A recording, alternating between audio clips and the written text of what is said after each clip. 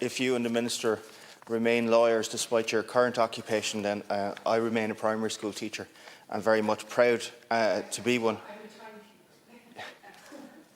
Well, I'll endeavour not to waste it then, Lascian Corla. I suppose that's the lens I'm bringing to the Ukrainian crisis that's unfolding at the moment. The scale of it is shocking. The total number of refugees fleeing Ukraine reached 2 million people this week. More than 1 million people arrived into Poland, almost 500,000 in Romania, and more than 100,000 in both Hungary and Slovakia, the 4 EU neighbours bordering Ukraine to the east. We've seen some arrive to our own shores here, but not yet in the numbers that we expect. The words of the EU Home Affairs Commissioner Ylva Johansson, spoken in the European Parliament, is very stark on this. She says, more is to come, worse is to come. Millions more will flee, and we must welcome them. This is a scale of movement that we haven't seen on the continent of Europe in some 75 years, and it's hard to fathom, really. The United Nations has described the movement from Ukraine as one of the fastest exodus in modern times. Putin's attack on a peaceful democratic country has set in train a historic wave of migration that's going to scar the individual family histories of millions of individuals and millions of families over the coming years. Of the 2 million people that have left or gone to seek safety in the EU, it's an estimated 800,000 are children. And they've crossed the border bundled onto trains and buses and cars and on foot, some with mobile phone numbers scrolled on the back of their hands and clutching plastic bags. By yesterday, the Irish Red Cross had received over 6,000 pledges of accommodation for Ukrainians in people's own homes. We have a generosity of spirit in this nation, and we absolutely need to bring it to bear to provide sanctuary and solace to those who are leaving their homes behind for now. I think the government response to date has been swift and significant. I see Minister O'Gorman has announced that a specialised unit will be put in place to meet refugees from Ukraine as they arrive in at airports and ports in Ireland. I welcome too Minister Humphrey's commitment that her officials are working to give PPS numbers swiftly to Ukrainian refugees when they arrive to allow them to access services, supports and enable access to labour markets here. But as I said, it's the lens of a primary school teacher that I bring to this debate. And as a back of an envelope calculation, if we're estimating 100,000 people are going to arrive here, some 50,000 of them are likely to be children. And that translates to 2,000 classrooms. And that's just the physical built infrastructure. That also has to translate into 2,000 additional teachers at a minimum, plus all of those supports that need to go into place. These are going to be deeply traumatised children. They're going to need those psychological supports. Minister, this is in your particular brief. They're going to need huge language inputs. They're going to arrive here presumably with very little English, and then all of the extra supports that we would just expect for school-going children of that age. And we also need to have a sense of where the demand is going to be geographically. But I think we need to have a broader conversation about what's the best way to deliver a curriculum to these children. So do we anticipate that they're going to be here in 5 and 10 years, in which case we should absolutely integrate them and fold them into the Irish curriculum? Or do we think that they'll be here for a shorter period of time? Should we be looking at ways to deliver something that's closer to the Ukrainian curriculum?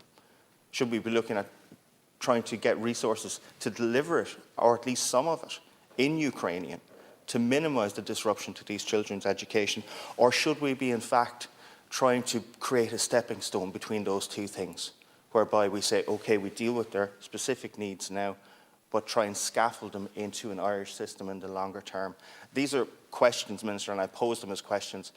There's a huge job of work, but it is a job of work that needs to be done extremely quickly. Thank you, Deputy O'Casey. And this is, of course, a real topical issue at the moment.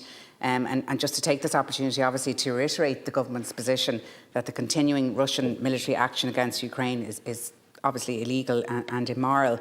And the priority, obviously, we want to see is the full cessation of hostilities and a withdrawal of Russian troops from Ukraine. You're quite right, this is a humanitarian crisis on a scale that we haven't seen for many, many decades in Europe, and it's going to require a whole-of-government approach. But the net issues that you talk about around schools, really, and around education for these children, because there's absolutely no logic to Irish people offering this wonderful Céad Míle Fáilte to Ukrainian nationals and their families if we can't then provide the additional supports that they're going to require, particularly because it's an evolving situation and we don't know as yet how long these children and families will remain in the accommodation, and it's commendable that the Irish people have already offered and pledged about 6,000, as you say, offers of accommodation, but they need also to have the supports that are available. So there's a very strong tradition in Irish schools of welcoming all nationalities and all backgrounds,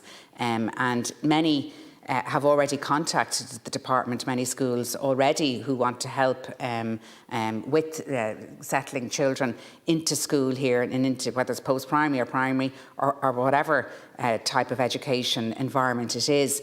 The National Council for Curriculum and Assessment has published resources to support learners with English as an additional language, and there is further guidance as well being given to teachers around that. You mentioned there about psychological supports, and I do think that that's going to be pertinent, particularly around the trauma and perhaps some of the scenes that these children may have seen and the stress of having to leave their home of origin. So that the National Education Psychological Service will be available to assist and support children of Ukrainian heritage in their distress. And that's important that that is there, and there will be temporary crisis measures that will be put in place where needed. But it is going to take a Trojan effort on behalf of the education sector on the back of coming out of COVID, and I commend all of the teachers, your teacher yourself, Deputy, and all school staff for the incredible work that they've done to date, and they're going to require now even more fortitude to look after these children. I know anecdotally in my own constituency of Dublin Met Down, I heard of a set of twins only yesterday who have already come from the Ukraine and are in school. So schools with capacity to welcome children obviously can welcome them then in the usual way. There will be a helpline that will be set up, and it'll also be online and on social media in Ukrainian as well as in English, obviously, so that families can understand what is being said, and there will be a lot of work ongoing with staff unions and management bodies and other government departments as well, and in particular around those who have offered accommodation. We need to see whether there are children in those accommodations and that we can cater for those children in schools in the locality.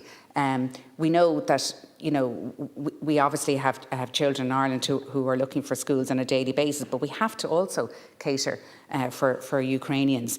It's important as well to mention about teachers. There will be some teachers coming from the Ukraine, and the Teaching Council will work with the department about expediting registration for those teachers so that they can teach in their mother tongue, which you mentioned yourself, Deputy, and there will be procedures for those who don't have qualifications, who don't approve, I should say, of qualifications, so that they can teach here in this country.